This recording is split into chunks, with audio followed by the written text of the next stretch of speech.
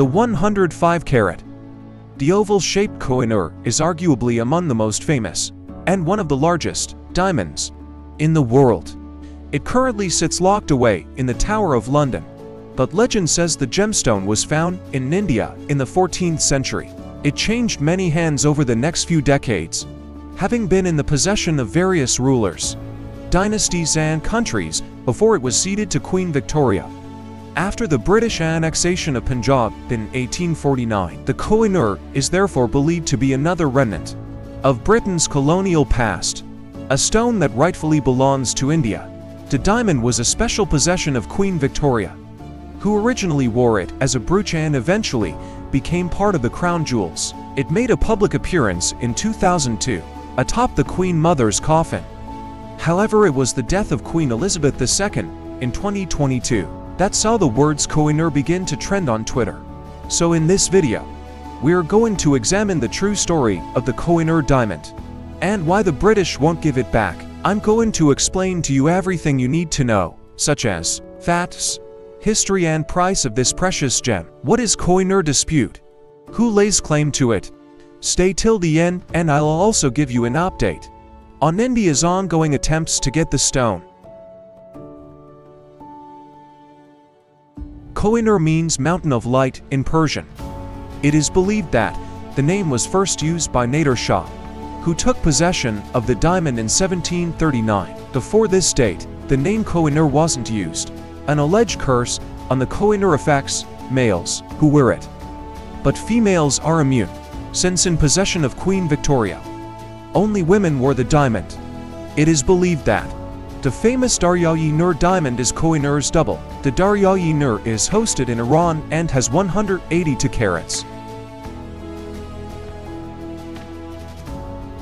In 1526, the Mughal ruler Babur described the diamond's value equal to half-day production costs of the world. However, the fact of the matter is, Kohinoor was always stolen, bartered or gifted, and never sold.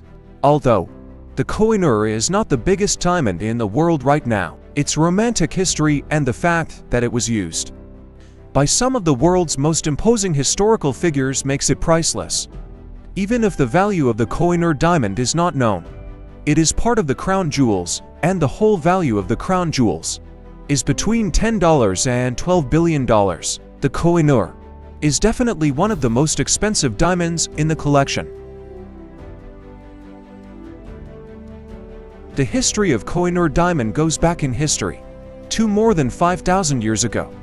It is believed that the diamond was first mentioned more than 5,000 years ago in a Sanskrit script, where it was called the Simantaka.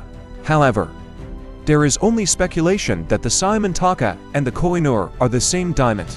Up until 1304, the diamond was in the possession of the Rajas of Malwa, but back then, the diamond was still not named Kohinoor. The jewel was taken by the Emperor of Delhi, Alauddin Khilji, from the Raja of Malwa in 1304. In 1339, the diamond was taken back to the city of Samarkand, where it stayed for almost 300 years.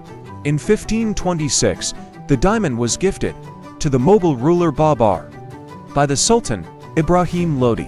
In 1739, the diamond was taken by the Persian general Nadir Shah when he invaded Delhi. It was him, the one that gave the diamond its current name, Kohinoor, meaning mountain of light. But Nadir Shah did not live for long.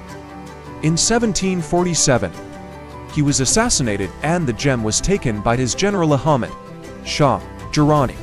In 1813, a descendant of Ahmad Shah, Shah Shuja Durrani, surrendered the Kohinoor to the Sikh ruler Maharaja Ranjit Singh, who is the founder of the Sikh Empire. In exchange, Maharaja Ranjit Singh helped Shah Shuja get back the throne of Afghanistan. Lord Dalhousie, the imperialist Governor-General of India, wanted Britain to own the jewel of India. He thought, if they could own the jewel of India as well as the country itself, it would symbolize their power and colonial superiority. It was a diamond worth fighting and killing for, now more than ever. After Maharaja Ranjit Singh's death in 1839, the Punjabi throne passed between for different rulers over 4 years. At the end of the violent period, The only people left in line for the throne were a 10-year-old young boy, Duleep Singh, and his mother, Rani Jindal. And in 1849, after imprisoning Jindal, the British forced Duleep to sign a legal document amending the Treaty of Lahore that required Duleep to give away the Kohinoor and all claim to sovereignty. From there, the diamond became a special possession of Queen Victoria. After the diamond was handed to Queen Victoria, it was exhibited at the Crystal Palace a year later. But the Mountain of Light was not shiny, as did other cut gemstones of that era, and there was a general disappointment regarding it. In 1852, the Queen decided to reshape the diamond and it was taken to a Dutch jeweler, Mr. Cantor, who cut it to 108.93 carats. Queen Victoria wore the diamond occasionally afterwards.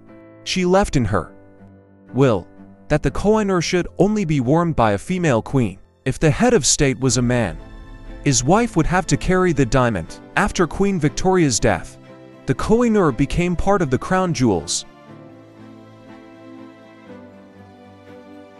Over the years, the Kohinoor has belonged to the Mughal emperors of India, as well as the Persian conqueror Nader Shah, the Afghan Namir Ahmad Durrani, and the Sikh Maharaja Ranjit Singh. So, currently, the governments of India, Pakistan, Iran, and Afghanistan have all made claims for its return, which have been denied by the British government, who view the Treaty of Lahore as legally binding. When the Kohinoor diamond arrived in the hands of the British royal family, it weighed 186 carats. Prince Albert carefully searched for a diamond cutter with a very good reputation and headed to the Netherlands, where he gave the mission to cut the diamond to a certain Mr. Cantor, who began the difficult task of cutting it. Mr. Cantor worked 38 days on the diamond.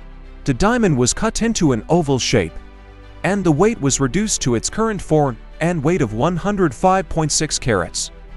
According to witnesses, Prince Albert was not satisfied with the cutting work, as the diamond did not shine as much as before. As per latest media updates, India will launch a diplomatic campaign to reclaim the Kohinoor diamond, which is in the possession of the United Kingdom. India is all set to wage a diplomatic campaign to reclaim the Kohinoor diamond and thousands of the treasures taken by UK during their colonial rule in the Indian subcontinent. The reclamation of historical artifacts taken from India comes from the top of Indian politics and is one of the priorities of Narendra Modi's premiership. Oxford's Ashmolean Museum has already been approached regarding a bronze idol taken from a temple in southern India.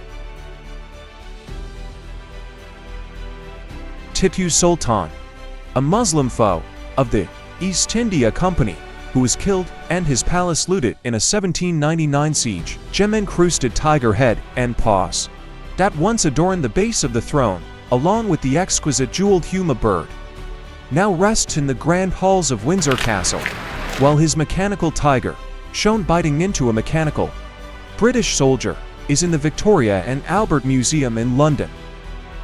The Amaravati marbles, a set of sculptures from the Buddhist stupa in Amaravati, found their way to the British Museum after being taken by a colonial civil servant, and there are hopes they will find their way back home.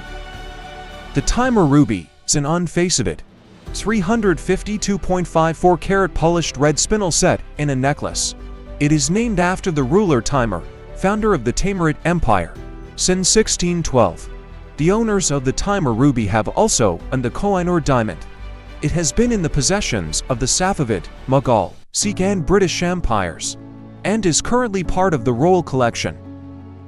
The magnificent throne of Maharaja Ranjit Singh, first Maharaja of the Sikh Empire, had gold sheets and was built specifically for state meetings. It was moved during Anglo-Sikh War and has been kept in the Victorian and Albert Museum since then. The paisley-shaped unique wine cup made of white nephrite jade belonged to the Mughal Emperor Shah Jahan, which was later acquired by Victorian and Albert Museum in London in 1962. The cup was made in 1657 CE and had his title Second Lord of the Conjunction inscribed on it.